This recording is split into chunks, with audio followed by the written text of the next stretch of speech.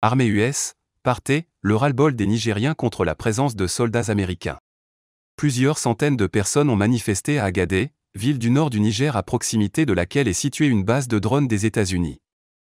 Une délégation américaine est attendue dans les jours prochains pour négocier la fin de l'accord de coopération entre les deux pays. Ils ont agité des drapeaux burkinabés, maliens, nigériens et russes. Plusieurs centaines de manifestants se sont rassemblés le 21 avril à Agadé, dans le nord du Niger, pour exiger le départ des soldats américains qui y disposent d'une base, une demande d'ores et déjà acceptée par les États-Unis. Les manifestants se sont rassemblés à l'appel d'un collectif de 24 associations de la société civile soutenant le régime militaire arrivé au pouvoir par un coup d'État le 26 juillet 2023. Le brief. Les clés de l'actualité africaine dans votre boîte mail. Chaque semaine, recevez un fait de l'actualité africaine décrypté par nos journalistes. Sur une grande banderole déployée par les manifestants, on pouvait lire « Ici c'est Agadé, pas Washington, armée US partez ». Notre message est clair, soldats américains, pliez bagages et rentrez chez vous, a déclaré Issouf Emou, dirigeant à Agadé du mouvement M62, qui avait organisé des manifestations pour exiger le départ des soldats français.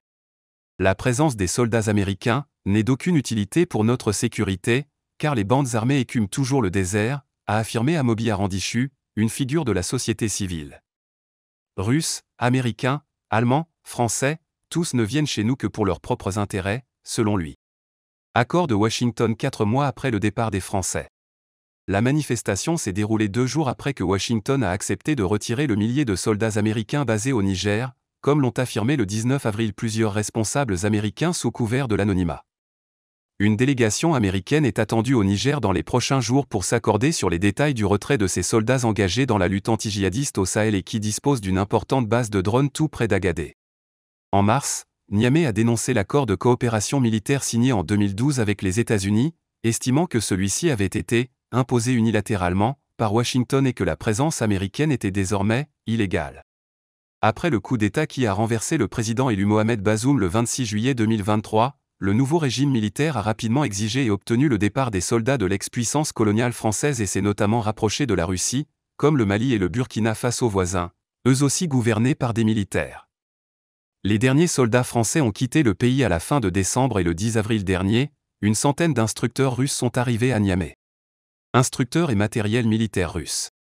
Le Niger a également réceptionné sa première livraison de matériel militaire russe dans le cadre de sa nouvelle coopération sécuritaire avec la Russie.